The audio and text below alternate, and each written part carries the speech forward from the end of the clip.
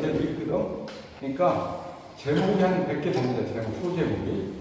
소제목만 읽으시면 돼요. 그러면 책 충분히 읽는 게 됩니다. 그러니까 이제 근데 소제목 하나만 건져서 그 책글을 읽어보면 정말 책값을 뽑습니다. 그러니까 그렇게 참고하시고 책을 드린 겁니다. 오늘 처음 오신 분만 드린 이유는 저를 2번 이상 보신 분들은 전부 다 책이 나온 지가 그 책은 재판이긴 하지만 5년이 넘었기 때문에 받아가셨기 때문에 그렇습니다. 혹시 심포지온이라는 걸 아시는 분? 혹시 심포지온 어려운 단어예요. 저도 처음 알아가지고 우리 강사님 때문에 처음 알아서 요즘 유명한 AI한테 물어봤어요. 심포지온이 뭐냐? 그랬더니 제가 AI 물어가지고 걔네 읽어드리는 거예요. 고대 그리스 연애 문화로 주로 남성들이 식사 후 포도주를 마시며 철학, 사랑, 예술, 문화, 역사 등을 주제로, 즉 인문학을 주제로 대화를 하는 고급 사교문인데요. 왜 갑자기 심포지온을 놓고 고급 사교 얘기가 됐느냐? 그리스입니다. 오늘 주제가 금전과학이 떠나면구나. 헬라클레스에서 BTS까지 이 강의를 해주실 안지환 작가님께서 지금 90몇 회죠? 99회째 하고 있는 심포지온 14,000이 지났어요. 지난달에 14,000이 지났는데 한 달 2번씩 하는 심포지온이 이번에 99회 14,000이 지나서 한 달에 2번씩 하니까 그것도 99회예요. 그런데 심포지온 주관하고 계세요. 저도 고급스럽까지 가봐야 되는 호기심이 있거든요. 그래서 저도 최소한 3번 이상 갔어요. 또 저 따서 가신 분들 중에 몇 분이 있어요. 그만큼 우리나라의 고급 문화를 시니어 사회에 도입시켜 주시는 정말 모시기 힘든 부분입니다. 강사님은 그냥 제가 인민사로 이럴 때 보면 인민사로 모시기 힘들다는 얘기 하잖아요. 인민사 아니에요. 진짜로 예를 들어서 서울대 공대를 나오셔가지고 전자회사 SKG? SDS. 삼성 SDS 다니다가 문명여행이 좋아서 그 집어치고 나와서 10억이 많은 평생 문명여행을 하는 거예요. 그래서 책을 아직 20권 됐나요? 20권 최근에 보셨네요. 쓰신 책이 그건 중요한 게 아니에요. 소개에 들어갔어요. 문명여행 책을 20권 이상 썼는데 제가 저분 책을 하나 유럽 문명사 얘기를 하고 책을 받고 감동을 해가지고 오늘 강의 해달라고 부탁을 했어요. 그래서 우리 처음 오신 분들은 잘 모르지만 우리 옆에 포럼이 1시간을 합니다. 60분을 하는데 내가 1시간 해달라고 했더니 우리는 1시간 해달라면 안 해주든지 해주든지 둘 중에 하나일 거 아니에요. 1시간에는 보던데 그 유럽 긴 역사에 잘난 사람들은 그런 걸 1시간에 하라고 2시간에 하겠다고 하라고 그러면 물론 돈도 안 주는 거예요. 그래도 2시간 하라고 하지만 1시간에 못 하겠다고. 그럼 2시간 하시도록 저희가 이 포럼을 110번째 하는데 그중에 유일하게 2시간 하는 포럼 시간이 그 시간에 그래서 오늘 강의를 계획을 해가지고 협회가 평생 교육원을 준비하고 있는데 7월 1일부터는 오픈할 수 있지 않을까 싶은데 그 평생 교육원에서 계속 강의를 하실 수 있도록 한 달에 한 번씩은 할 수 있도록 준비할 생각입니다. 오늘 강사님 모시겠습니다. 네. 반갑습니다. 안녕하십니까. 네, 원래 제가 2시간 하겠다고 했는데 주최하시는 분께서는 50분만 하라고 해서 50분 이상만 하겠습니다.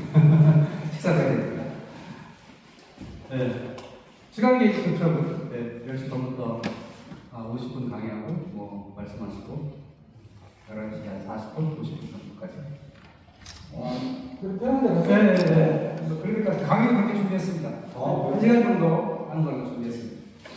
강의는 길게 하셔도 되는 네.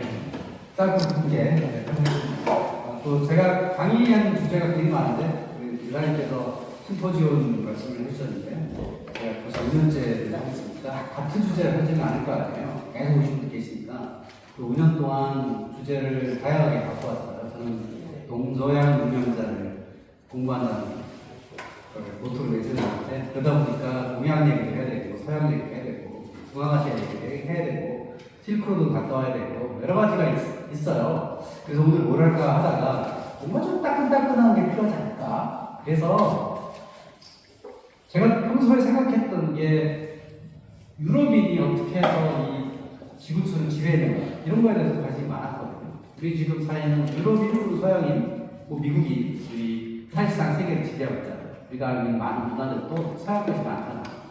그 이유가 뭘까를 어떻게 생각해왔던 주제가 있었는데 그거를 우리 지금 아주 다른 사람들이 있어요. BTS라고 하는 방탄소년단이라고는 사람들이 우리가 예상보다 그들의 영향력이 굉장히 커요. 해외를 나가보면 그렇습니다.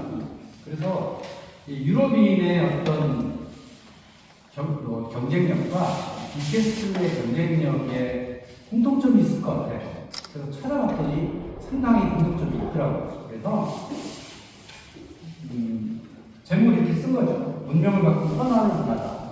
떠남이라는 건 머무르지 않고 글로벌한 세계로 지속적으로 나아가면서 그들이 큰 영광을 거두었던 유럽인의 자세. 그것과 이 BTS가 하고 있는 것들이 상당히 유사한 것 같다. 그래서 그런 이야기를 한번 풀어가도록 하겠습니다. 뭐 저는 현재 뭐 닉네임을 문명 여행자라고 적었습니다. 뭐 문명 여행자, 문명 탐험가, 뭐 역사 연구가, 저는 뭐 역사 연구가 하기에는 특별한 자격이 없어요. 저는 대학에서 역사를 공부하지도 않았고요. 제대로 어떤 선생님한테 공부한 적이 없어요. 그냥 와서 제가 좋아하는 걸 하다 보니까 이 자리에 왔고요. 그래서 저의 어떤 활동 이름이 뭘까 했더니 동서양 문명을 열심히 여행하고 탐구하고 공부하고 제가 공부했던 걸 여러분들 전해드리고 그러면 그게 아닐까 그래서 문명 여행자라는 이름을 갖게 됐거든요. 블로그에도 꽤 많은 글을 썼고 유튜브에도 600여 편의 영상이 있어요. 관심 있으시면 문명 여행자를 검색하시면 있고요. 앞에 이사님께서 소개해주신 것처럼 심포지온이라는 걸 격주로 하고 있습니다. 둘째 주, 넷째 주, 토요일날 오전 11시에 그리스 식당에서 그냥 충분히 제가 좋아했던, 공부했던 주제들을 전해드리고 심포지온이라는 게 함께 술 마시는 모임이거든요. 그러니까 술이라는 게 뭐 부어라 마셔라가 아니라 와인 한두 잔 정도 나누면서 지적 대화를 하는 그런 거니까 그런 모임을 제가 만들어서 이제 운영을 하고 있고 또 제일 중요한 건 공부만 하면 뭐하겠어요. 현장 가서 눈으로 확인하고 감동을 느끼는 게 중요하거든요. 그래서 역사 탐방으로 열심히 다니고 있다. 그런 말씀을 드리고요. 여기 지금 사진이 있죠? 선글라스 쓴 남자가 어떤 이상하게 생긴 건물 앞에서 서 있잖아요. 이게 사마르칸트라고 하는 우즈베키스탄의 아주 실크로드의 중요한 도시였거든요. 여기 보면 티무르라고 하는 사람이 전쟁을 통해서 얻었던 그 부를 이곳에 쏟아부었던 페르시안식 이슬람 건축 양식의 최고봉을 불리는 베기스탄이라고 마드라사 학교 앞에 있는 거예요. 저는 이런 데 찾아가는 것들 즐겁더라고요. 그러면서 이 문명이 과연 인류가 만든 문명이 어떻게 흥망성쇠를 하는가 그에 관심이 참 많아서 열심히 공부하는 거예요. 그것을 오늘 여러분들한테 한번 저의 주장을 한번 전해드리려고 해요. 그러면 또 오늘날 이 대한민국이 꽤 잘나가고 있습니다. 그렇죠? 요즘 뭐 전쟁 때문에 여러 가지 어려운 점이 있지만 의외의 곳에는 대한민국의 역할이 속속들이 들어가고 있어요. 좀 비행기들이 못 온다 그러죠? 왜? 대한민국이 좀 항공률을 안 만들어줘가지고 비행기들이 못 온대요. 난리가 났습니다. 의외로 대한민국이 대단한 곳에 있는데 그 중에서도 이 BTS 방탄소년단의 활약이 어마어마합니다. 제가 혹자한테 들은 건데요. 대한민국 또는 사우스 코리아라는 이름을 전 세계인한테 가장 많이 알린 사람이 누구냐? 네, BTS라고 하죠. 코리아라는 이름은 뭐 고려 때 세계에 전해졌다고 하는데 코리아를 알겠어요. 지구촌 사람들이. 몰랐죠. 2015년 정도까지도 아무도 몰랐습니다. 삼성하면 뭐 일본 회사 아니야? 뭐 이런 식이었지. 근데 대한민국이었다는 걸 깨닫는 사람이 많지 않을까. 근데 2015년 정도를 기후화로 BTS를 비롯한 많은 한류의 물결들이 세외에 나가면서 저게 대한민국이야, 저게 사우스코리아야 하면서 이론들을 알리기 시작합니다. 올해 BTS가 전 세계 투어를 시작했죠. 네, 얼마 전에 고향 운동장에서 했고, 광화문에서 그냥 사전 행사만 한 거고, 올해 뭐 보니까 전 세계 지역에서 하고 있어요. 올해하고 2년 정도까지 할 건데, 이게 보니까 2년 동안 해가지고, 올해 매출이 한 2조 원 정도 예상을 하더라고요. 그러니까 올해 8회 2조, 내년까지는 4조 원이죠. 그런 그들이 직접적인 매출 영향은 없지만, 그들로 인해서 뒤따라가는 것들이 굉장히 많죠. 대한민국의 브랜드 가치가 높아짐으로써 어마어마한 영향력이 미쳐진다. 그래서 올해 뭐 5개 대륙 34개 시티에서 공연 예정이 이미 다 매진이 됐어요. 어마어마합니다.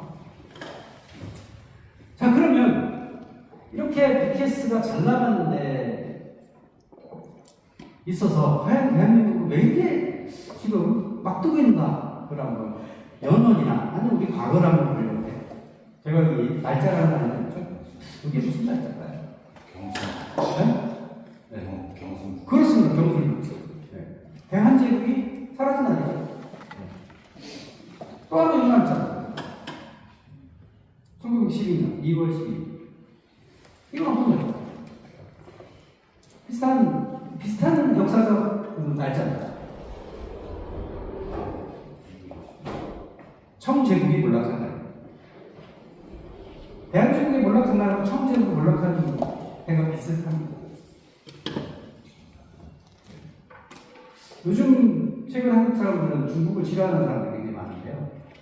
제가 잘 들어보면 청제국, 대한제국, 그리고 그 이후에 20세기의 한국의 운명과 중국의 운명이 비슷합니다. 비슷한 시기에 멸망했고요. 비슷한 시기에 경제 성장을 했습니다. 또 날짜가 있습니다. 2020년. 이건 뭘까요? 이건 어떤 해일까요? 이건 대한민국 관련했습니다. 대한민국이 경제규모로 10위권에 도달하는 해입니다. 경제규모 10위권. 물론 요새는 왔다 갔다 합니다. 13위가 되기도 하고 왔다 갔다 합니다만, 어쨌든 최초로 이 경제규모 10위가 됐어요. 2020년. 100년 만입니다. 그럼 이 날짜는 뭘까요? 이 해는 2007년. 중국이 탑2가 되는 전 세계 탑2. 네. 잘 보면 우리 역사를 들여다보면 이 대륙의 어떤 문명과 한반도의 문명이 최근 몇백 년 사이에 비슷한 문명을 거쳤다는 걸 알습니다. 그런 그 비슷한 문명을 가지게 한 사람들, 비슷한 문명의 이유, 그건 뭘까? 뭐 이렇게 많이 보죠. 우리 학교 다닐 때 한국사 시간에 제일 열받았던 사건 가지고 조선이 왜 멸망했나? 많은 이야기를 했죠. 그리고 우리 세대들은 그런 생각을 했죠.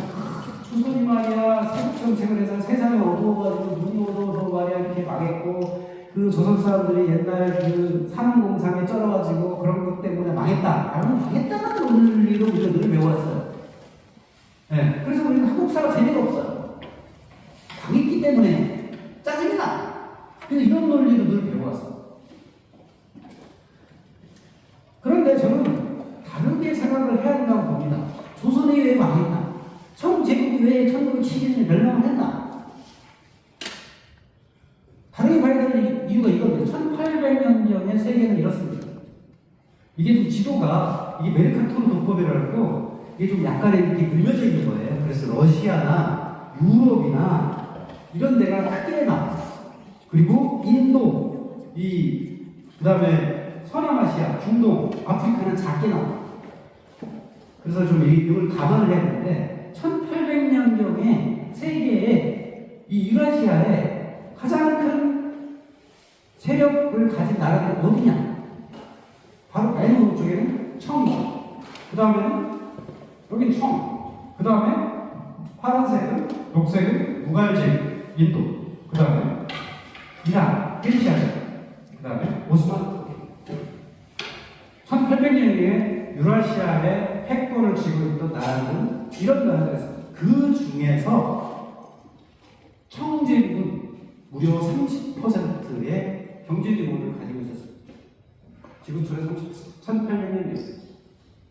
그러니까 이때 1700년, 1800년 이때쯤에는 전 세계에 타업했다는 얘기죠. 그러다가 세월이 지나서 200년쯤 지나서 보니까 브리티시 엠파이어가 지구촌의 상당 부분을 식민지로 삼았어요. 이때 브리티시 엠파이어 대영제국이 넘버원이 된 거죠. 그러면 우리가 앞에 얘기했죠. 조선이 왜 망했나? 청나라가 왜 망했나? 이걸 보지 말고 오스만 제국, 무가일 제국, 페르시아 제국, 청 제국이 왜 이렇게 다 지리멸렬 명령할 수밖에 없었는가? 이를 거꾸로 보자는 거죠. 조선이 잘못해서가 아니라 누가 잘했다? 이들을 다 거꾸로 들인 유럽 세력이 잘한 거예요. 그러니까 유럽을 빼고는 나머지 나라들은 다 지리멸렬했습니다. 그중에 아주 일부 예외가 있죠. 일본이라고 독특한 존재를 빼고는 전부 다 유럽 세력의 총과 칼에 대포에 멸망당했다는 거죠. 그러니까 조선만 잘못한 건 아니에요. 그러니까 아무리 민족만 잘못해서 조선이 그랬다 이렇게 비할 필요는 없다는 거죠. 물론 잘못도 있었겠지만 저들이 잘했기 때문이라는 거예요. 그래서 오늘 얘기는 저들이 잘한 이유가 뭐냐? 조선이 잘못한 게 아니고 청나라가 잘못한 게 아니고 인도 무가제국이 잘못한 게 아니고 오스만 제국이 잘못한 게 아니고 저들이 잘했다는 거예요. 저들이 잘한 이유가 뭐냐를 한번 따져보자는 게 오늘의 주제입니다. 요즘 미국과 이란 사이에 치열한 전쟁이 있지만 미국이 여전히 부자리를 강력하죠. 근데 지금 이란 사람들은 이렇게 말을 합니다. 이란은 3000년의 문명을 가졌다. 근데 겨우 200년밖에 안 앞섰던 저들이 우리 문명을 사라지게 한다고? 이런 자존심을 갖고 있습니다. 그러니까 서구 세계를 우리는 늘 여태까지 동경해왔고 그들의 문화를 존경해왔고 그들의 문화를 늘 배워왔지만 사실은 이 이란의 페르시아 제국, 오스만 제국, 무가일 제국, 이 동아시아 동북아의 문명을 가진 우리는 사실은 3000년의 문명을 가진 자부심 있는 사람들입니다. 그것이 단지 최근 200년 동안 저들에게 당해왔을 뿐이죠. 저들이 너무 잘했기 때문에. 그런데 그것을 이제 뒤집어지고 있다는 겁니다. 2020년에 대한민국이 탑 10에 경제되고요. 2010년에 중국이 2010년에 대한민국, 2020년에 중국이 탑 2가 올라서고 있죠. 아마 미국은 점차 쇠퇴할 겁니다. 지금 중국이 계속 오르고 있죠. 미국과 중국의 격차는 점점점 줄고 있습니다. 그렇다면 최근 200년 사이에 저들이 잘한 이유가 뭐냐 이거예요. 저는 잘한 이유, 저는 이거를 결정적 차이를 딱 정리해봤어요. 뭘까? 했더니 이겁니다. 저들은 떠났고요. 이 동북아 문명은 떠나지 않았습니다. 그 200년 사이. 저들은 이동을 가치로 했고요. 동북아 문명은 정착을 중요한 가치로 했습니다. 그 이유가 있죠. 왜 그들은 떠났을까? 왜 그들은 너를 어떤 문명의 중요한 가치로 봤을까? 이거의 결정적인 차이, 떠남과 정착의 가장 중요한 키워드는 역시 자연환경이에요. 제레드 다이먼드가 그렇게 했죠. 총균세에서 지리적인 게 문명의 차이를 준다. 그렇죠. 지리적인 요인. 지리적인 요인이 상당히 크죠. 그러니까 유럽 또는 중동, 우리는 상원 문명, 기본적으로 상원 문명. 상인, 군인, 해적은 같은 거예요. 그래서 상업을 활발하게 했고, 그러니까 떠났죠. 상업은 못 먹는 게 상업이 아니잖아요. 가게만 열고 있다고 돈 버는 많이 버는 게 아니에요. 진짜 돈 버는 사람은 멀리 왔다 갔다 하는 사람이 돈 버는 거죠. 근데 이 동아시아 문명은 먹는 문명이에요. 농업 문명이에요. 아들들을 눈에다가 많이 집어넣어서 피를 뽑게 하면 이 소출이 높아져요. 근데 유럽은 아들들을 논밭에다가 많이 집어넣는다고 그래서 미리 2배로 생산되지 않아요. 그러면 아들들을 어떻게 해야 되죠? 학급을 내보내야 됩니다. 그래 먹고 사고. 그러면 떠나야 할 때 문화, 떠나지 말아야 할 때 문화가 차이가 있습니다. 유럽 사람들은 어릴 때부터 어머니가 아들한테 이런 이야기를 들려줘요. 헤라클레스 이야기. 우리 어머니들은 헤라클레스 얘기 들려주지 않죠. 뭐 호랑이와 꽃감 이야기, 뭐 흥부와 놀부라든지 뭐 이런 얘기를 들려주지만 유럽 어머니는 이런 이야기를 들려주는 겁니다. 이 그리스 신화의 아주 유명한 이야기죠. 헤라클레스.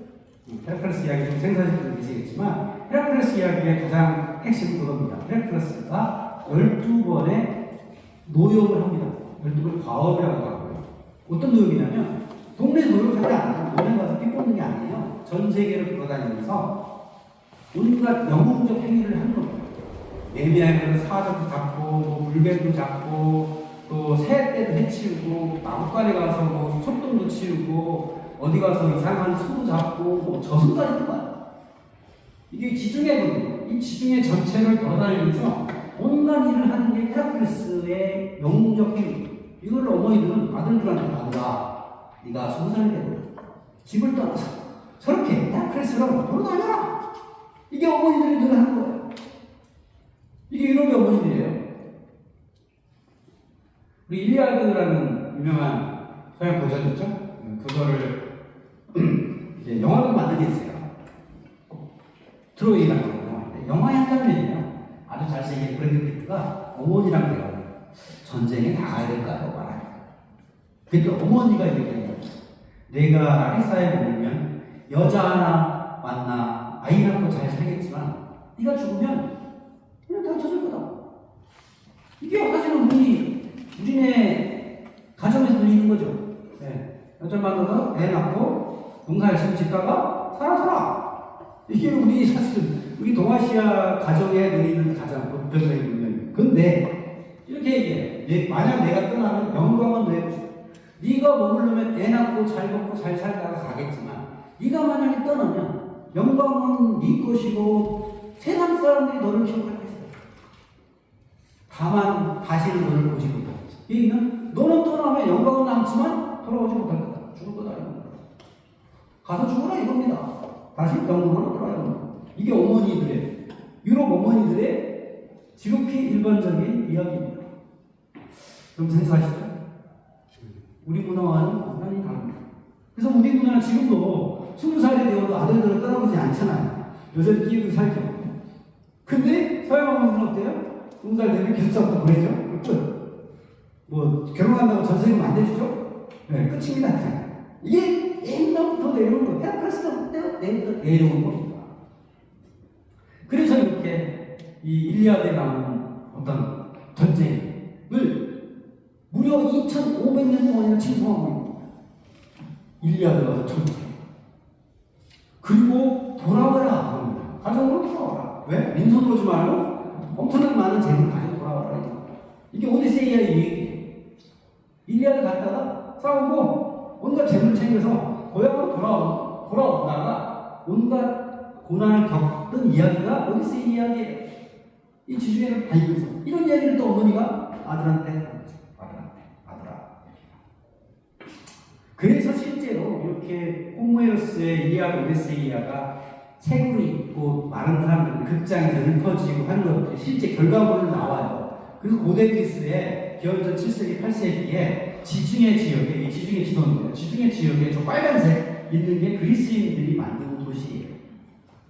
그 실제로 어떻게 하냐면 가정에서 예를 들면 아들이 셋이 있고 딸이 둘 있어요. 그럼 딸들은 뭐 옆집에 이렇게 시집을 보내면 되죠. 근데 아들 셋은 어떻게 될까요? 아들 셋이 장남이 20살 됐어요. 그러면 이제 아버지의 목표로 물려받고 싶겠죠. 그럼 둘째는 그럼 결혼을 시키겠죠? 이 이웃집 딸을 데려다가 결혼시켜요. 둘째는 또 농사를 짓을까요? 근데 둘째를 농사 지으면 이게 땅이 뻔해. 우리가 가진 땅이 500평이야. 이 500평에서는 한 대여섯 명밖에 먹고 못 살아. 그럼 큰아들이 이제 그 땅을 물려받았으니 둘째는 답이 없어요. 그러면 동네 둘째를 다 모아요. 둘째를 다 모아요. 그럼 배 20명쯤 탈 수 있어요. 배를 사. 그리고 열흘치 식량을 넣어주고, 그리고 무기도 준비해야겠죠. 그래서 그 20명을 떠나보내는 거예요. 혼자 보내면 개생할 테니까 20명을 배에 태워서 보내는 거예요. 야, 아들아, 가서 너희 땅을 개척하라. 이렇게 해가지고 만드는 게 이거예요. 아주 단순합니다. 이거를 장려를 하죠. 그러면 왜 부모들은 왜 둘째 아들 또 셋째 아들을 이렇게 떠나 보내야만 했는가? 우리 땅에다가 더 열심히 우리 저 호남 평야에 가서 열심히 가서 피 뽑고 그럼 되지. 아니면 노다 집어넣으면 되지. 근데 이 땅을 가보면 늦었습니다.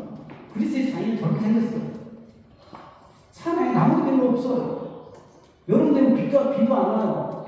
봄부터 가을까지 비도 안 와요. 겨울에만 비가 좀 옵니다. 저 땅에서는요, 밀이나 보리가 겨우 나요. 겨우. 그러니까 아들들을 아무리 집어넣어 봤자 노동생산성이 올라가지 않습니다. 스페인에 70% 땅이 비어있어요. 아무짝에 생각 없습니다.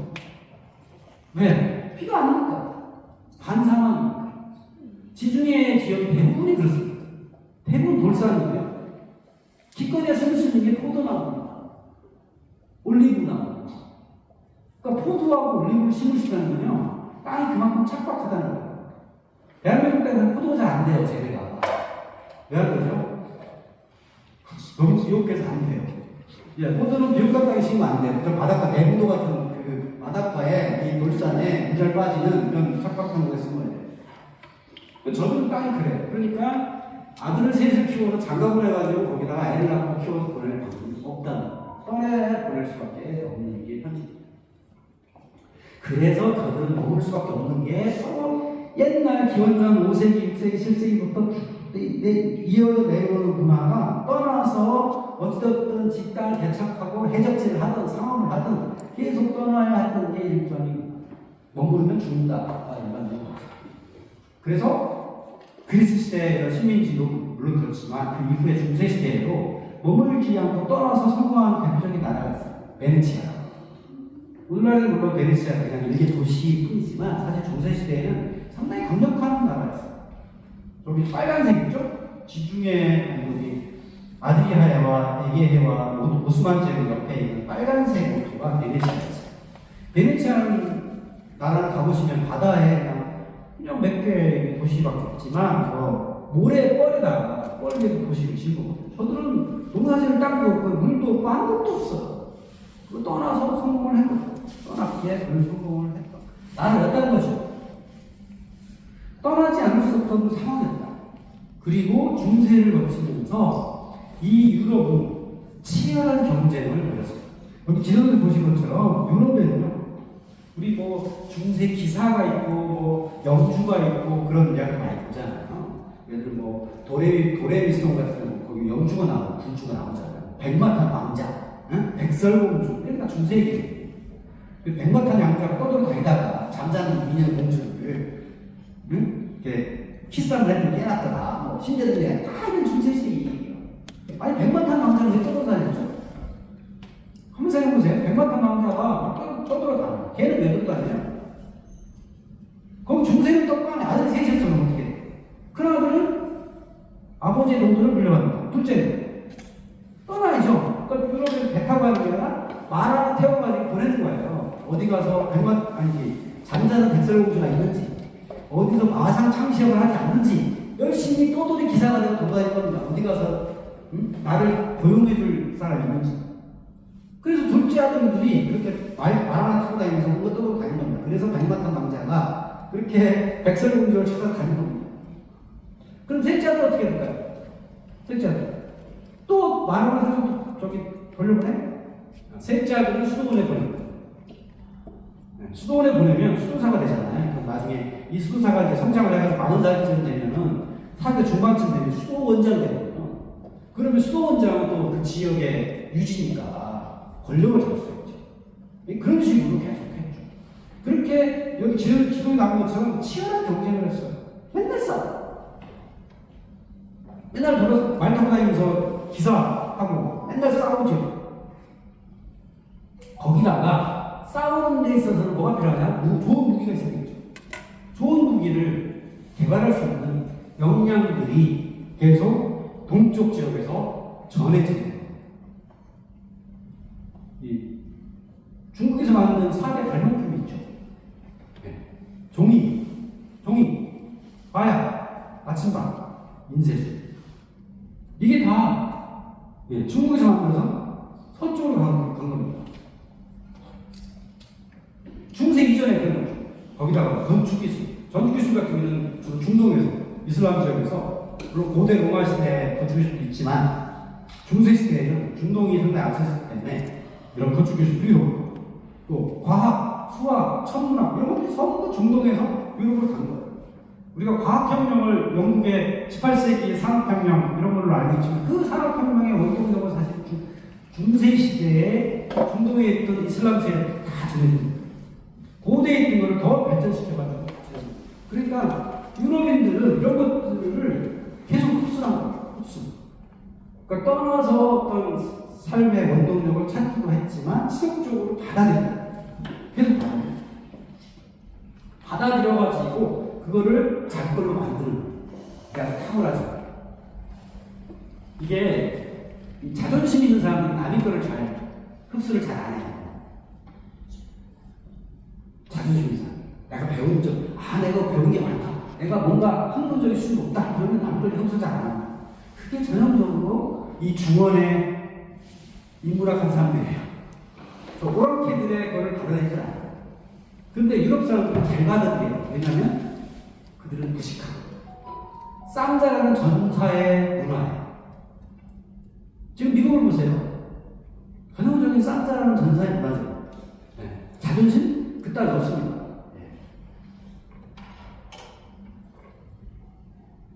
그런데 나죠. 그들의 옛날 배운 문화 이런 것들이 꾸준히 받아들였죠. 그러다가 15세기가 됐어요. 중세시대에는 유럽이 아주 못 사는 데였어요. 땅도 척박하죠. 뭘 할 것도 없죠. 능력도 안 되죠. 고대 로마처럼 다른 나라 쳐들어가서 할 수 있는 역량도 안 돼. 그러다가 15세기쯤이 됐는데요. 15세기가 어떤 세기냐면 이제 중세 유럽이 아주 어려워지다가 조금씩 깨어나는 시대가 15세기. 그래서 레콘키스타라는 게 있어요. 이베리아 바로 오늘 스페인에 있었던 이슬람 세력들을 다 몰아내고 그들의 기독교 세계를 만든 게 레콘키스타예요. 그러니까 15세기 딱 났는데 이슬람 세력과 맨날 싸움이라고 했는데 이슬람 세력을 다 몰아냈어요. 그랬더니 이 병사들이 나와. 영주들과 기사들이 할 일이 없어요. 전쟁이 사라졌어요. 그럼 어떻게 해야 돼요? 그들 다 농사지어요? 전쟁 평생 전쟁하는 사람들이? 제일 좋은 방법은 또 다른 나라 가는 거죠. 다른 나라 쳐들어가는 겁니다. 그래서 이 사람들이 여기 왼쪽에 화살표가 있죠? 리스본. 포르투갈 리스본에 이 할 일 없는 남자들이 가만히 있으면 그냥 굶어주고 왜냐면 땅도 척박하고 농사도 할 것도 없고 평생 그냥 쌈박질 하는데 뭐해? 그러니까 조금씩 배를 타고 남한을 합니다. 아프리카로 가요. 그래서 아프리카 갔더니 거기 가서 뭔가 좋은 게 있을까 했더니 뭐 쓸만한 게 없어. 제일 쓸만한 게 있었죠. 아프리카 가면 노예. 그래서 여기 이제 아프리카 해안 가서 노예를 잡아다가 이제 뭐 유럽에 팔고 하면서 조금씩 항해를 대척해가지고 어디까지 가냐면 인도까지 가요. 이 바스코 다가마라고 하는 사람들이 간 겁니다. 하나씩 할 일도 없기도 했고 그다음 먹고 살 게 없기도 하고 할 수 있는 게 싸움박질 하는 거고 그게 가장 큰 경쟁이에요. 그래서 그들은 따라갑니다. 그래서 어디까지 가요? 포르투갈에 아프리카를 가서 인도를 거쳐서 말레타인을 거쳐서 일본까지 가죠. 나가사키까지 오고 이렇게 이게 임진왜란이 터지기 60년 전 나가사키까지 오고 그래서 나가사키에 왔어. 여기서 교육을 합니다. 포르투갈 사람들과 일본 사람들 교육을 해요. 그러면 포르투갈이 일본에 준 게 뭘까요? 교육을 해요. 뭔가 주고 일본을 받을 거 아니에요. 지금까지 남아있는 가장 대표적인 게 이겁니다. 빠오가 빵이 된 거죠. 빵. 우리 말은 빵. 또 하나? 조총. 종을 전해줘. 그럼 일본에서는 포르투갈한테 뭘 줬을까요? 뭘로 거래를 했을까요? 일본에서 포르투갈 사람들이 쓸만한, 가져갈 만한 게 뭐가 있을까요? 은이었어요. 은이 뭐인지. 네. 당시에 일본에서 이완이라는 곳에서 광산이 터졌어. 그래가지고 그 은을 주고, 포르투갈을 제일 좋아하는 그 은을 가지고 교육을 하게 돼. 그래서 그 은을 가지고 포르투갈 사람들이 이제 중국이나 아니면 뭐 인도네시아 이런 데 가서 또 여러 가지 물품을 사가지고 돌아오게 돼요. 향신료 같은 거, 비단 이런 거 사가지고 돌아오게 되는 거죠. 그리고 포르투갈 사람들이 그렇게 한 겁니다. 또 하나 아주 유명한 여행이 있죠. 마젤란의 세계 일주. 마젤란은 사람도 스페인 출발해가지고 세계를 한 바퀴 돌았죠. 이 사람은 아예 아프리카를 간 게 아니고 아메리카로 방향을 틀은 겁니다. 틀어서 남아메리카를 통해서 태평양을 건너서 필리핀을 거쳐서 포르투갈을 돌아왔어요. 물론 중간에 마젤란은 필리핀에서 사망을 합니다. 자, 그러면 이 마젤란이 출발했을 할 당시에 사람들은 내가 떠나기만 하면 부귀영화를 거둘 거라고 생각했을까요? 모든 사람들이 떠난다는 건 굉장한 위험을 감수하는 거죠. 어마어마한 위험을 감수하지 않고 떠날 수가 없습니다. 죽을 수도 있죠. 대부분의 상황. 그리고 실제로 안 돌아오는 배도 굉장히 많아요. 제가 그걸 정리해봤더니 마젤란의 여행을 정리해봤어요. 90%가 사망을 했습니다. 마젤란의 함대. 실제로 출발을 270명이 5척의 배에 선원을 싣고 출발합니다. 그래가지고 한 바퀴 돌았는데 돌아온 거는 몇 명?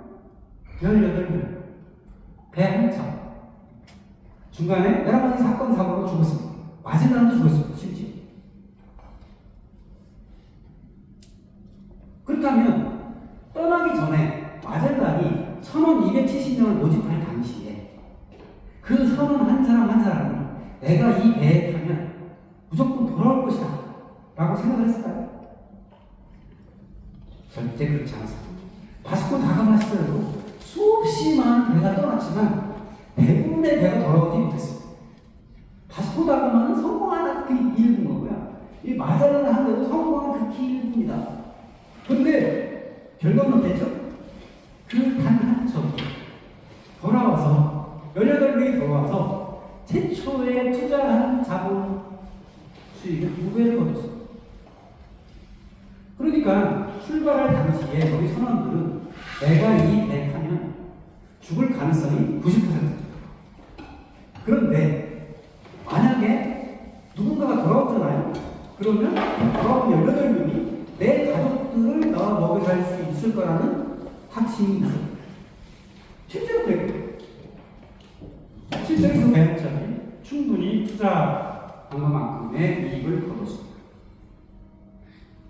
이 당시에 싸우는 이 남자들 입장에서는 상당히 절박합니다. 90%가 죽을 걸 알지만 떠나지 않으면 됩니다. 다 죽습니다. 근데 떠났기 때문에 극히 일부가 살아 돌아와서 저렇게 수익이 저들은 떠나지 않을 수 없습니다.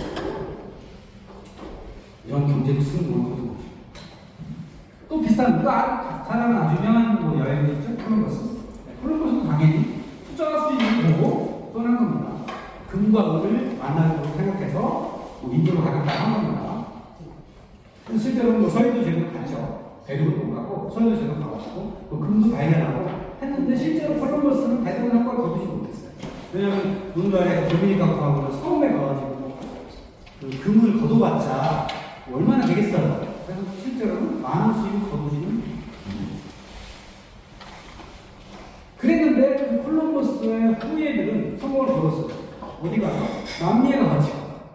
남미에 가서 여기 지금 칠레, 페루에 가서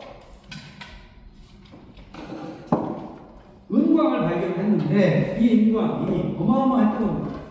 200여 년 동안 15,000톤에서 4만 톤의 은이 생산됩니다. 포토시라는 은해산. 지금도 여기서 은광이 있어요. 그리고 여기에 수많은 모해들이, 인디오들이 모해를 들어가서 해서 작업을 하고 800만 명이 사망했다면서 많습니다. 800만 명, 1000만, 800만에서 1000만 명 정도가 사망했다. 수은 중독으로 죽었다는 있었지만 어쨌든 이거를 지배했던 이 에스파냐의 지배층들은 상당한 성공을 봅니다. 그래서 여기서 은이 캐져가지고 그 은이 이제 어디로 가죠? 당연히 본국으로 가겠죠? 일부 경비 빼고 본국으로 합니다. 에스파냐가 은이 쏟아져 들어오게 되죠. 그러니까 당시에 15세기, 16세기 유럽은 아주 가난해. 농업 생산량이 아주 낮습니다. 그 다음에 상업도 제대로 되지 않아요. 왜냐면 될 게 끝에 있거든요. 지금도 21세기에도 이 동아시아에서 생산된 물건들이 유럽으로 갑니다. 물론 얼마 전까지는 유럽의 물건들이 동아시아로 오긴 했지만 점차적으로 물건 생산은 전부 동아시아고요. 이제는 유럽은 소비국이 되고 있어요. 중세시대 근대도 마찬가지예요. 여기는 여전히 소비국. 생산국이 없어요. 그런데 생산국이 없을 때 필요한 건 돈이죠. 자, 15세기, 16세기 에스파냐에 돈이 쏟아져 들어오기 시작합니다. 그래서 이 돈을 가지고 에스파냐는 뭘 했냐면 해가 지지 않는 첫 제국을 만들게 됩니다. 그 흔적이 필리핀이라는 나라 이름이었죠. 펠리페이세의 이름을 따서 만든 나라가 필리핀. 또 해가 지지 않는 나라를 만들게 됩니다. 에스파냐에 있고 독일에 있고 필리핀에 있고 남미에 있고 어마어마하게 나라들을 만들게 된 거죠. 근데 이 펠리페이세 시절에 어마어마한 은이 풀었는데 그 은을 가지고 뭘 했냐? 전쟁을 하죠. 전쟁. 이웃나라와 늘 전쟁을 합니다. 그러니까 중세시대에 프랑스나 독일이나 뭐 이탈리아나 이런 데는 치열하게 전쟁했던 것처럼 이 스페인의 왕들도 치열하게 전쟁을 합니다. 그 전쟁을 통해서 이 은이 유럽에 퍼지게 된 거죠. 그런데 이 전쟁이라는 건 상대가 있잖아요. 그럼 전쟁을 통해서 하면 전쟁 물자도 물론 있어야 돼요. 전쟁하면 저쪽으로 이제 부가 이전하는 거예요. 그 부가 이전하는 결정적인 사건. 1588년에 우리가 무적 함대라는 제가 잘못 번역했는데 아르마다라는 스페인 함대가 영국 함대에 깨진 겁니다. 이때 스페인에 있던 많은 전함들이 영국 함대에 깨지게 되고 이때부터 영국이 등장을 해요. 이 사이에 스페인이 갖고 있었던 그 남미의 운이 영국이나 네덜란드로 이전합니다. 그리고 네덜란드, 이 스페인에는 돈이 많이 들어오니까 인플레이션이 막 높아져요. 그러니까 스페인의 제조업이 죽어버려요. 미국이 지금 달러가 잘 높아지면서 제조업이 죽는 것처럼 스페인도 은이 막 들어오니까 돈이 흔해지니까 제조업이 죽는 거예요. 그러니까 제조업이 죽으면 어떻게 돼? 프랑스나 네덜란드나 이탈리아나 영국에서 물건을 수입해야 되잖아요. 그러니까 독일이 그 수입의 대가로 은이 영국으로, 네덜란드로, 프랑스로 건너가게 된 거예요. 그리고 전쟁을 통해서도 그쪽으로 건너가게 된 거예요. 그래서 영국이 은이 많아지는 겁니다. 점차 은이 많아져요. 그리고 영국의 또 사업물천 중에 하나는 에스파냐의 보물선. 어떤 보물선이죠? 남미에서 은을 캤어요. 그 은을 그러면 실어야 될 거 아니에요. 대서양을 건너서 에스파냐가 오잖아요. 그러면 저 은을 싣고 오는데 완전 보물선이죠. 우리가 영화에 해적선이라는 얘기 있잖아요. 해적. 카리브의 해적. 근데 이게 사실은 그 카리브의 해적은 원래 영국인들이었어요. 영국인들이 원조예요. 그 해적이 이 에스파냐의 보물선들을 이렇게 납부를 하고 거기서 돈을 얻게 된 겁니다. 그래서 잉글랜드 납포된 에스파냐 선박 마드레테 디오스호를 여기 잉글랜드 해적선, 조그만 해적선이 저 큰 배를 획득을 하는데 당시에 약 50만 파운드, 당시 잉글랜드 재정의 절반. 해적질 할만하죠. 이때부터 사실은 영국이 뜨기 시작한 거예요. 1592년 이때부터. 그 1600년에 동인도회사가 만들어졌어요. 그 동인도회사를 만들게 된 원동력이 저 해적선을 통해서 은을 얻은 거. 저 은은 어디서 왔죠? 남미에서 온 거. 남미에서 온 게 에스파냐 갔다가 에스파냐 해적선이 잉글랜드 가게 된 거예요. 그러니까 치열하게 싸우죠. 맨날 무기 개발하죠. 그 다음에 제일 중요한 게 돈이 생기죠. 그럼 국력이 생기고. 그러면 돈이 있고 무기가 있다. 그런데 우리 땅은 뭔가 해볼 만한 게 없다. 그럼 어떻게 돼? 또 나가야죠. 해외로 나가게 되는 겁니다. 그래서 운이 이렇게 이동하게 돼요. 원래 스페인에 들어왔던 운이 이제 전쟁과 사냥을 통해서 사냥성이 해적선의 뜻이에요. 해적을 통해서 뭐 아파하고 현금을 하고 그래서 스페인에 또 위자를 지급하고 그래서 지금 제노바, 암스테르담 이런 은행들이 생기고 또 무역을 결제하고 공산품을 수입하고 이런 운이 점차적으로 유럽을 가게 되면서 이제 유럽이 점차 그 중세의 가난한 것들을 벗어나기 시작한 거예요. 자연스럽게 하나씩 하나 무너뜨리는데 그거 어느 정도 뭐죠? 당연히 우기죠. 청포, 대포, 총, 대포, 은. 또 무작정 대포 갖고 안 되죠. 때로는 이렇게 딱 이렇게 좀 얼고 달래고 해야 되거든요. 그럼 돈을 줄 거야. 근데 영국산 물건은 무역을 할 때는 항상 이게 서로 주고받아야 될 거 아니에요. 근데 영국산 물건은 쓸만한 게 없어요. 지금도 영국산 물건 쓸만한 게 없죠. 네, 그렇습니다. 잠깐 반짝했죠. 그 반짝한 노동력은 아프리카나 인도나 이런 데 착취해 갔던 그런 재물을 바탕으로 산업혁명을 일으켰고 그걸 통해서 제조업이 반짝했던 거죠.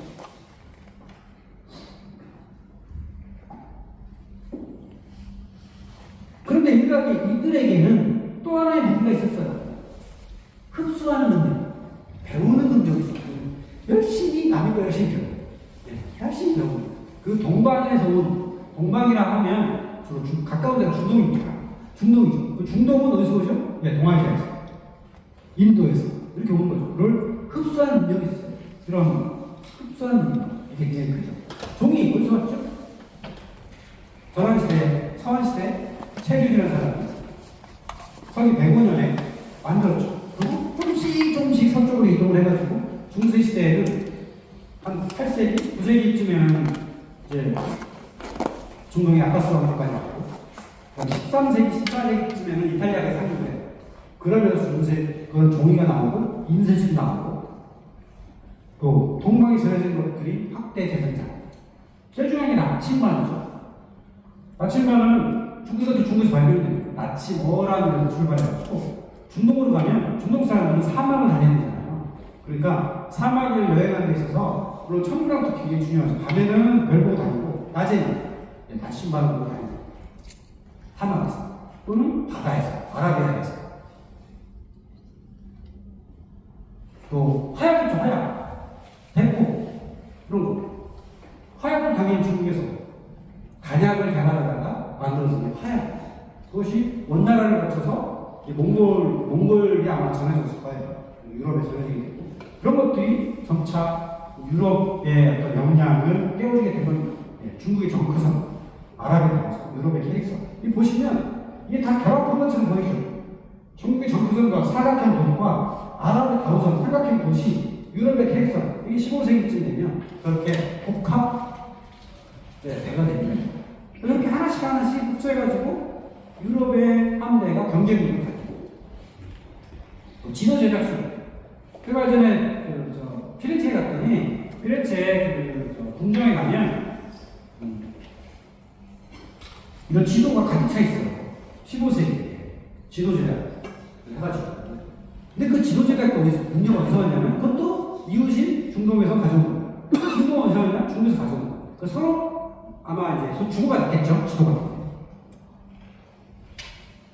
그 아메리카라는 이름을 붙이게 된 아메리고 베스푸치 이 사람 지도 제작자예요.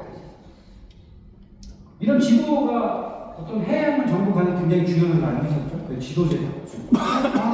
이 유럽 자체를 만든 게 아니라 이 중동에서 배운 화약과 대포. 대포가 15세기에 이렇게 있었죠. 콘스탄티노플이 1453년 멸망할 때 이 대포가 상당히 큰 역할을 했죠. 그럼 동아시아 없었냐? 이미 세종대왕 때 다 있었잖아요. 지자총통, 현자총통 다 있었잖아요. 다 있었습니다. 이미 화약은 그 전에 돼 있었고.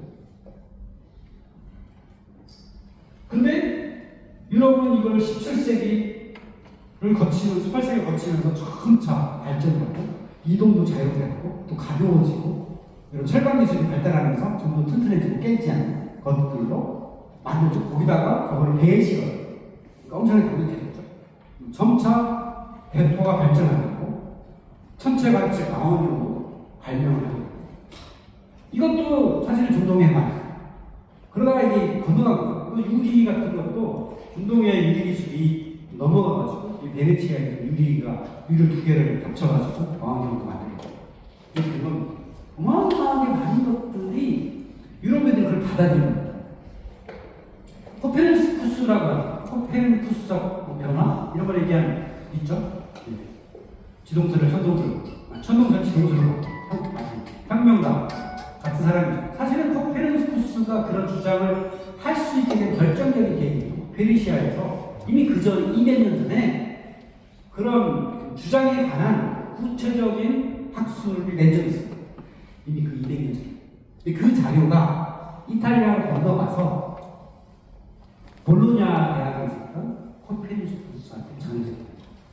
그러니까 코페르니쿠스가 자기 막 상상으로 한 게 아니에요. 이미 앞에 있었던 걸 많은 것들을 이제 배워가지고 거기서 이제 빵 터뜨린 거죠. 물론 그 사람조차도 그게 얼마나 혁명적인 사건일지 또 자기가 그걸 내놓으면 제대로 살아남지 못할 거라고 생각해서 이미 사실 죽은 다음에 그 책이 발견이 돼요.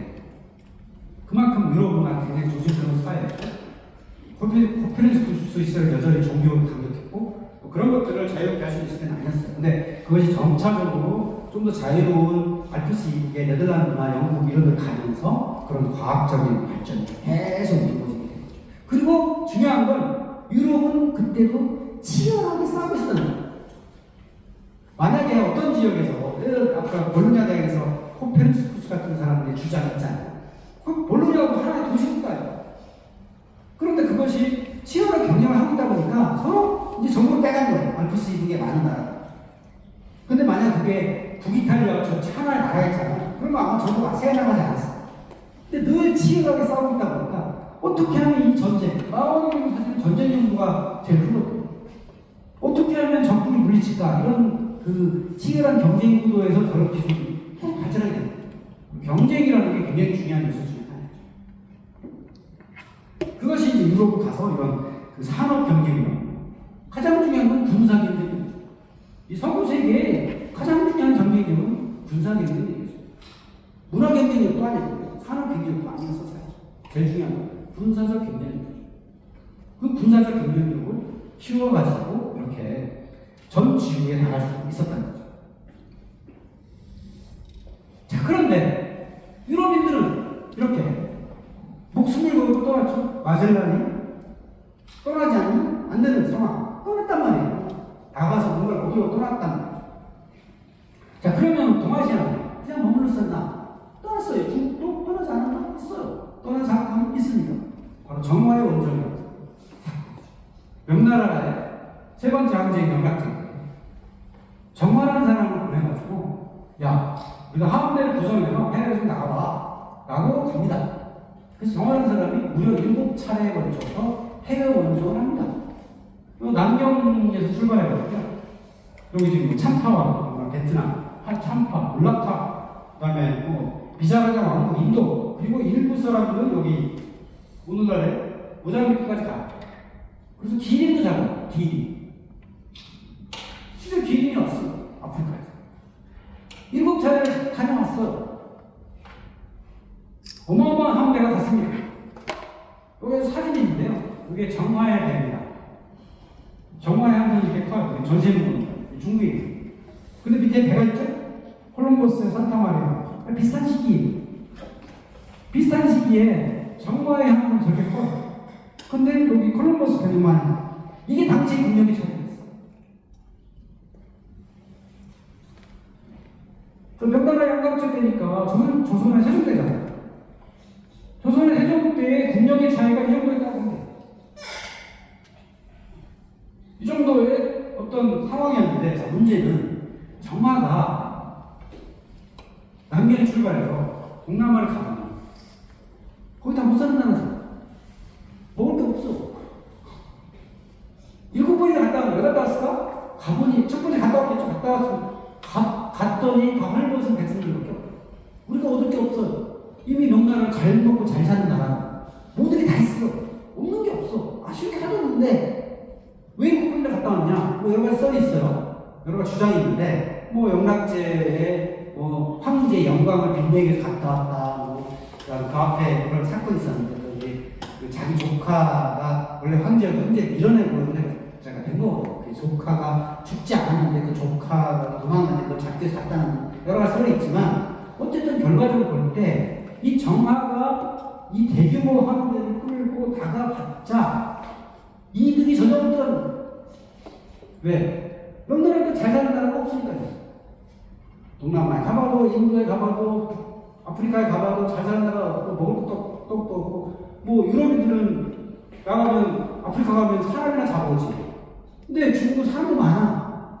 굳이 사람을 잡으러 할 일도 없고. 그럼 동쪽으로 어디요? 동쪽은 조선과 인도, 일본이잖아. 그 다음에 태평양이잖아. 해외로 나가야 할 어떤 동력이 전혀 다할 필요가 전혀 없는 거예요. 근데 반대 유럽은 철저하게 나가야 되죠. 나가지 않으면 너무 살 수가 없어. 그러니까 나가야 되는 거죠. 근데 이 동아시아 보면 나갈 필요가 전혀 없었어. 그래서 떠나지 않게 된 거예요. 그리고 비슷한 시기에 자, 남미 포토시에서 은이 발견됐잖아요.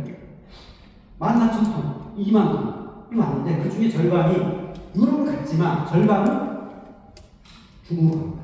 왜? 당시에 금과 은 비율이 있거든요. GSR, 금과 은 비율에 따라서 교육을 하는데 이 당시에 중국은 지금 그런데 은이 부족했어요.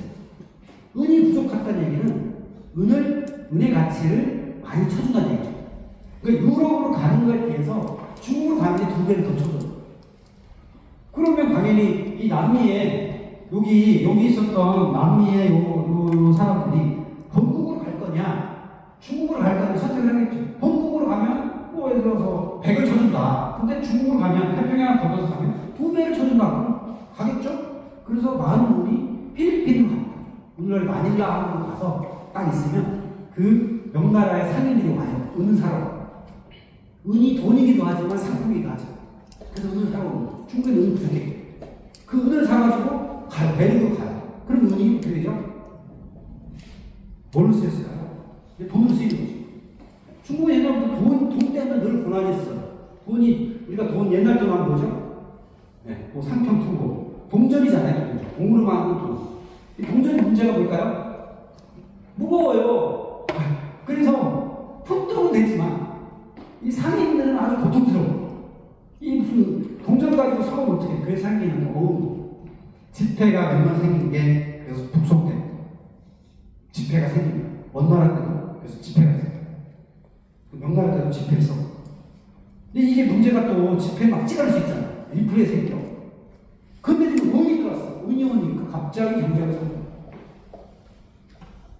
그래서 그 은을 어디다 샀냐? 명나라 때 요걸 만들면서 이게 뭐죠?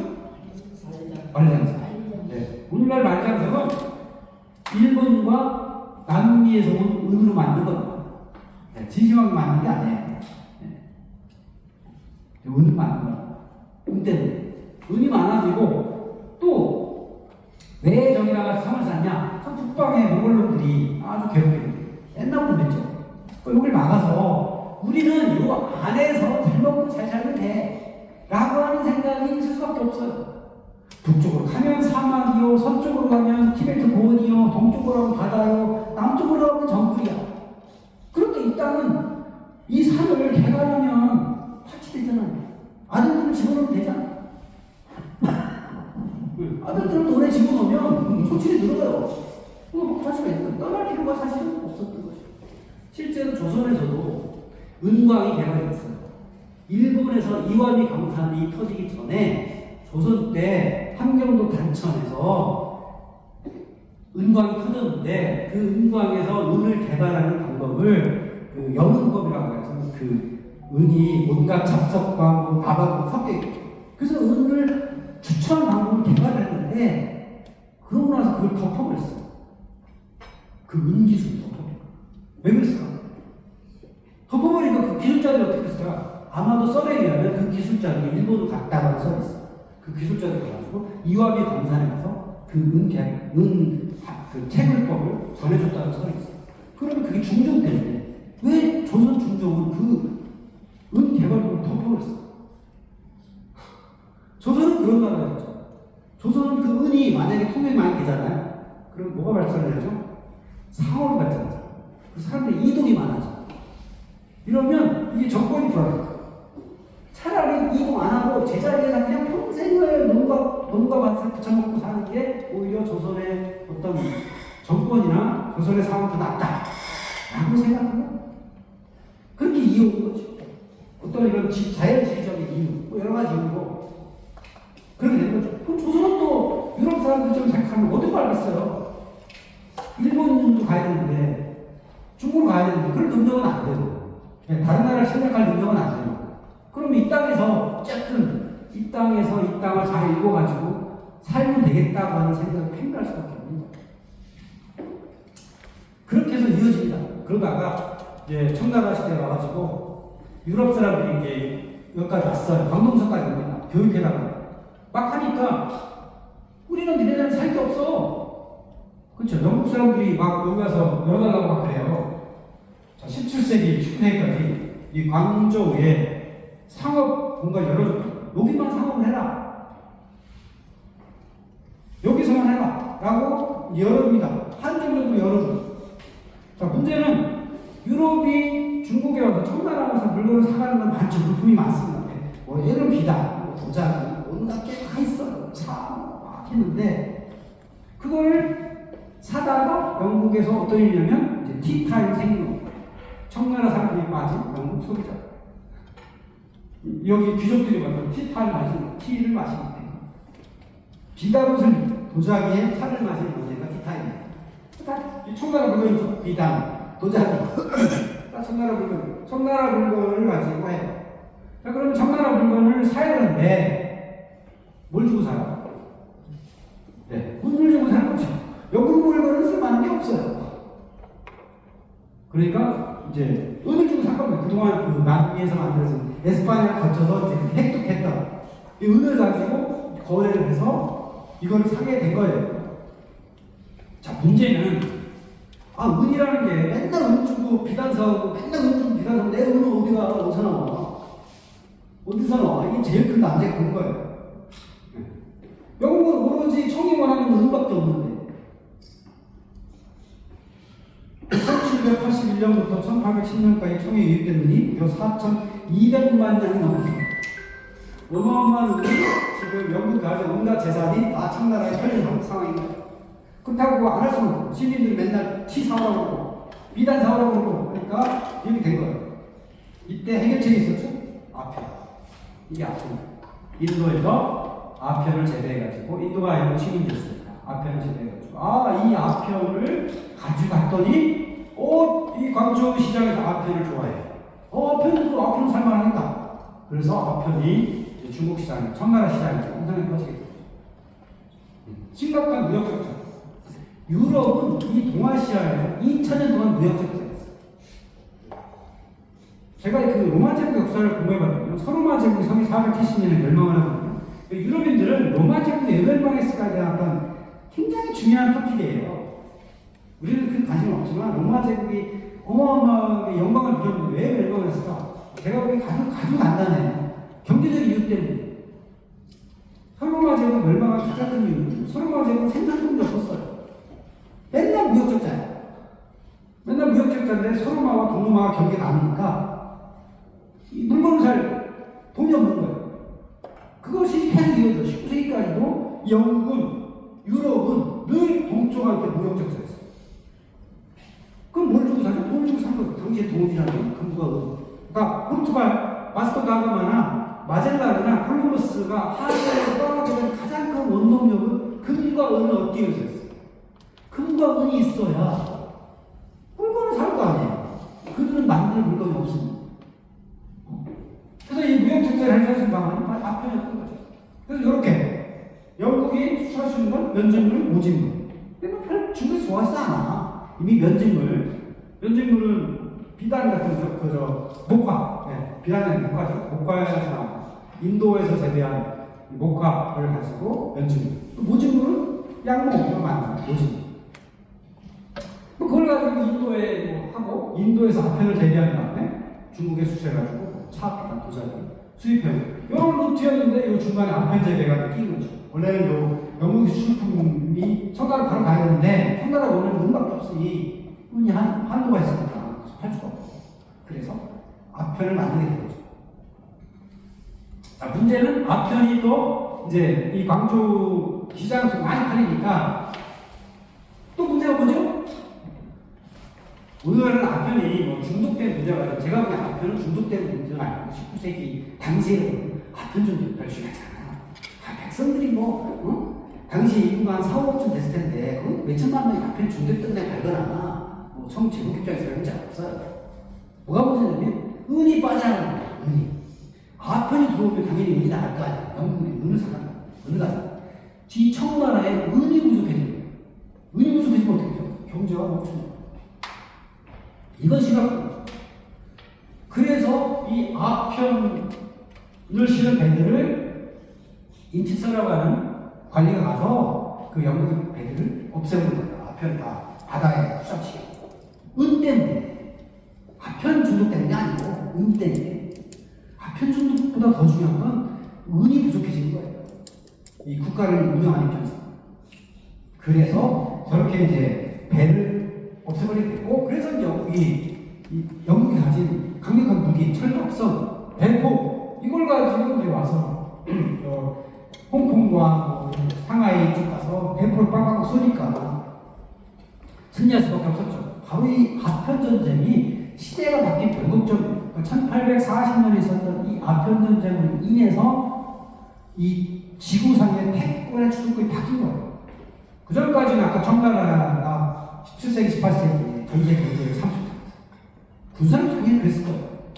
그랬는데 이 아편 전쟁을 통해서 군사력이 당연히 영국이 앞서니까, 물론 경제력은 여전히 청나라가 강했지만 군사력이 앞서는 게 굉장히 중요하죠. 이때부터 대영정국이 만들 수 있는 기틀인 거죠. 이때부터 변곡점이 됩니다. 그러니까 1840년부터 지금까지 2060년까지 200여 년 동안 영국이 지구촌의 패권, 그러다가 이제 1차 세계대전, 2차 세계를 거치면서 그 패권을 미국이 넘어갔지만, 제가 보면 미국이나 영국이나 같은 문명권이니까, 같은 유럽의 어떤 사람이니까, 그것이 지금까지 이어지고 있다. 그렇게 볼 수가 있죠.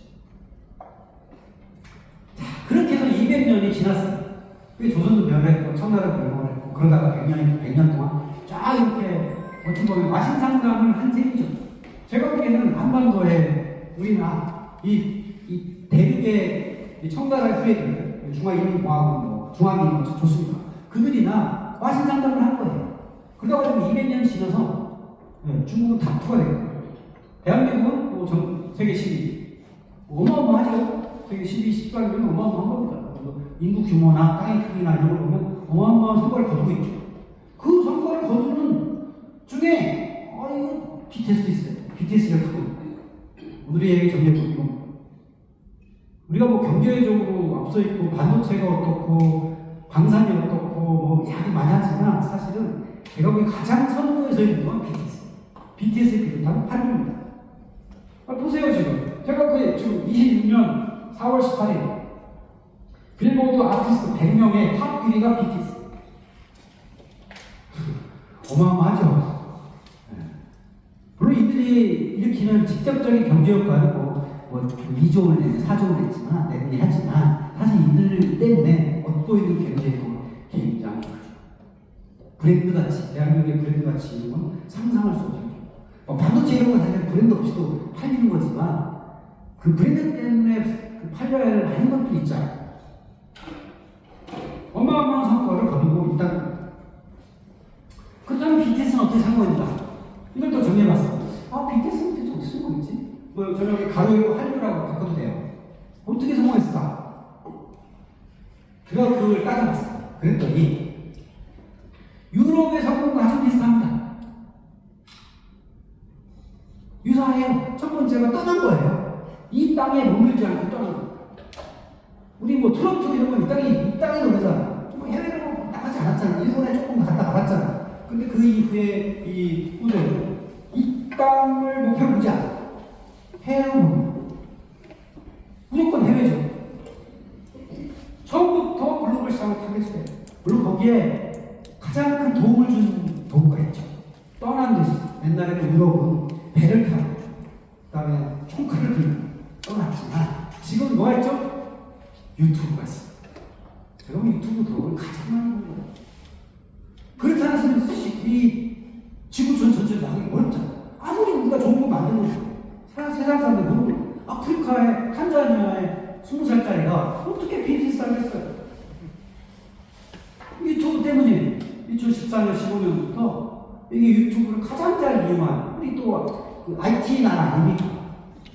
가장 잘 이용을 해서 방탄들이 보니까 8,380만 명이에요.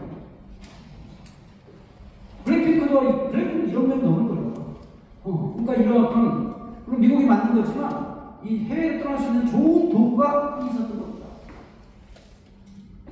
거기다가 여러분이 경쟁 정상 떠나면 두 번째가 흡수예요.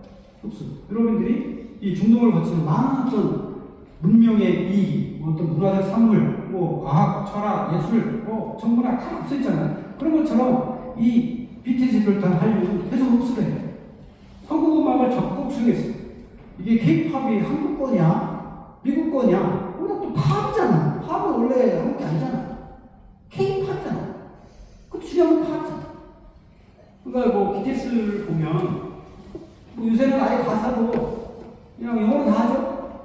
한국말 조금만 섞여 있고 저게 뭐야 라고 생각할지 모르지만 뭐 다양한 것도 있어요. 힙합도 있고 또 우리가 부르는 노래도 있고 그다음에 퍼포먼스도 있죠.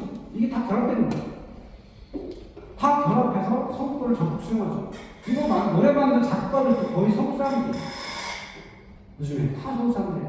예전에 제목도 한글 제목이 많았거든요. 지금은 BTS 노래에 한글 제목 하나 없어. 다 영어 제목. 그래 전 세계 젊은이들한테 다가갈 수 있어. 뭐 저를 부터 여기 계신 세대들한테는 BTS 음악이 잘 와닿지 않겠지만 지금 전 세계에 10대부터 한 20대, 30대까지 젊은이들한테는 이 BTS 음악, 또는 한류 음악이 어마어마한 겁니다. 왜 그러냐면 제가 봤더니 왜 중동이나 남미나 동남아나 이런 데서 이 한류를 좋아할까? 왜 K-팝을 좋아할까? 이거 볼까? 라고 생각했더니 최근까지 20세기에는 누가 지배했죠? 문화를? 유럽인, 서구인, 그렇죠. 미국인들이 지배했어요. 미국 문화가 지배했어요. 근데 이 미국 문화, 유럽 문화는 전형적인 제국주의 문화예요. 그들이 강제적으로 이식해 준 겁니다. 그렇죠? 아프리카나 인도나 동남아나 이 제국주의 문화가 온 거예요. 근데 이 제국주의 문화에 뭐가 있죠? 이제 다국에서 이야기해보죠. 폭력, 마약, 섹스. 기본이죠. 근데 이 한류는 없죠. 대한민국 제국주의를 해본 적도 없고 남을 침략해본 적도 없고 괴롭힌 적도 없고 아무것도 없어요. 근데 마약도 없고 섹스도 없고 폭력도 없어요. 그러니까 중동의 아버지들이 자기 딸내미들한테 봐라 라고 적극 권할 수 있는 음악, 적극 권할 수 있는 영화, 적극 권할 수 있는 드라마, 이게 한국 거죠. 미국 거는 한국 못 틀어. 갑자기 뽀뽀한 장면이 갑자기 섹스씬 나오지 어떻게 알아? 그거 못 튼단 말이야. 근데 이 한류는 가능한 그 어떤 자기네 발전되지 못한 문화와 이 서구의 문화 사이에서 아주 절묘한 위치를 한류가 찾아요. 그리고 중요한 건 이 세계 인구의 젊은 사람들의 머릿속을 한류가 점차적으로 찾아요. 서구의 문화는 조금 밀려나고 지금 서구의 문화도 다 고령화됐어요. 미국의 음악도 다 고령화됐어요. 그러면 이제 저 중동의 젊은이들한테 서구의 그 고령화된 음악을 좋겠어요. 이 한국의 한류가 굉장히 가깝게 다가오고 있죠. 거기다가 이 글로벌이나 한국 스토리가 대단하게 재구성. 유럽인들이 그랬더니 떠나고 받아들이고 재구성을 받아들여서 발전시키고.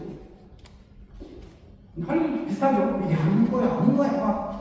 하지만 잘 들어보면 스토리가 한국식이고요, 감정이고요, 서사가 있어요. 이번에 나온 BTS의 앨범의 이름이 아리랑이잖아요. 아니 어떻게 BTS가 아리랑으로 할 수가 있지? 저도 BTS를 좋아하는 지 얼마 안 됐는데 다이너마이트라고 그 노래를 되게 좋아했는데 요새 아리랑 이런 제목을 들고 나오기 대단한 겁니다. 유엔 연설 같은 거 들어보면 이들의 생각이 얼마나 건전하고 얼마나 가족적이고 여기 키워드가 여기 RM이라는 친구가 영어로 많이 하잖아. 이 친구가 얘기한 주제가 가장 중요한 주제가 셀프 유셀프. 예, 너 스스로를 네가 너 자신의 너 타고난 모습을 잘 개발해서 살아라 이거거든. 이 메시지가 전 지구인한테 먹혀. 그래서 이런 것도 있죠. 해대학, 케이팝 대본을 했어. 이건요, 과연 이게 한국 거야? 라고 말할 수 있어요. 요새 그런 논쟁이 있습니다. 과연 이게 한국 거냐? 왜냐면 저 패배우를 만든 게 뭐죠? 미국인 제작자. 물론 한국이지만 미국인 제작자예요. 소니가 돈 냈고, 소니가 제작했고, 이 애들조차도 다 미국인이에요. 얼굴은 한국인이지만 다 국적은 다 미국인입니다. 미국인을 위한 미국인을 위한 걸 만든 게 한국 거냐라고 말할 수 있죠. 하지만 잘 들어가보면 남산이 나오고, 한국 문화가 있고 다 있어. 한국 문화를 단지 미국 국적에 저들이 했을 뿐인 거예요. 그만큼 지금 글로벌화 되는 거죠. 다들 저걸 한국 거라고 그러지. 한국 거라고 안 해요. 그러니까 그런 이제 논쟁이 불필요한 시대가 된 거죠.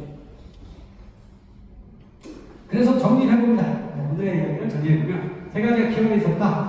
가장 중요한 건 떠났다. 이 땅을 머물지 않고 떠났다. 그리고 흡수해도 받아들였다. 그 결론적으로 세계를 써버렸다. 헤라클레스는 떠났고 그걸 그 이야기를 받아들였던 유럽인들은 떠났기 때문에 세계를 써버렸다. BTS도 이 땅에 옵니다. 그래서 그렇다. 정리 메시지. 머물면 있고 떠나면 그럼 전화 여러분은 어떻게 될까요? 떠나야 되겠죠? 떠나는데 유럽인처럼 떠날 필요는 없죠. 배 타고 꼭 총을 들고 해외를 떠날 필요는 없어. 왜? BTS처럼 떠나면 됩니다. 유튜브를 이용해서 떠나면 됩니다. 요새 인공지능을 이용해서 떠나면 됩니다. 책을 들고 떠나면 됩니다. 때로는 배낭을 메고 떠나도 좋겠죠? 저도 책 속에서 떠나고요. 영상을 통해서 떠나고, 여러분을 만나서 떠나고, 가끔은 그냥 떠나고. 우리 모두 원래 떠나는 사람이 됐으면 좋겠습니다. 오늘 강의 여기까지입니다.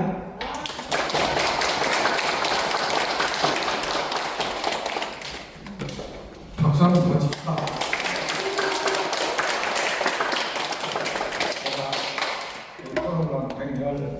바로 100년을 한 번째쯤 하는 거예요. 그 중에서 제 스스로 제일로 감동했습니다. 제가 감동하면 눈물 나는 적이 있는데 너무 감동하네요. 저도 사실 이 모임을 하는 취지가 집을 떠나가 저희 제 협회가 서다방 코리안 CS가 만드는 지가 만 12년째예요. 첫째 슬로건이 시니어가 되면 집에 있게 되잖아요. 집에 있지 말고 떠나자는 게 협회를 만든 기본 출발점이에요. 그래서 그동안 11년 동안에 이런 프로도 공식적으로는 한 111번째지만 실제로 만든 첫날부터 집 밖에 나와서 모이는 일을 해왔어요. 오늘도 저는 해외를 못 가지만 집 밖에만 나와보는 거 가지고는 여러분 똑같잖아요. 여기 제가 리더인데 집 밖에만 나와갖고 여기 이런 데만 오면 안 되기 때문에 저는 해외까지 가기 여러 가지 여건상 맞지 않으니까 국내를 지방 소도시로 한 달에 30시간 지방 소도시 한 달에 안 알려진 지방 소도시 이게 1월 2월은 너무 추우니까 안 가고 3월부터는 그래서 3월 다녀왔어요. 4월은 지금 오늘 출발하고 끝나고 집에 가서 녹화가 있고 배낭 메고 3일 갑니다. 그래서 뜻대로 된다면 85일까지는 한 달에 3일은 지방 수도시로 떠나려고 하는 생각을 가지고 그 정식으로 이 모임을 이끌고 있습니다. 앞으로 여러분도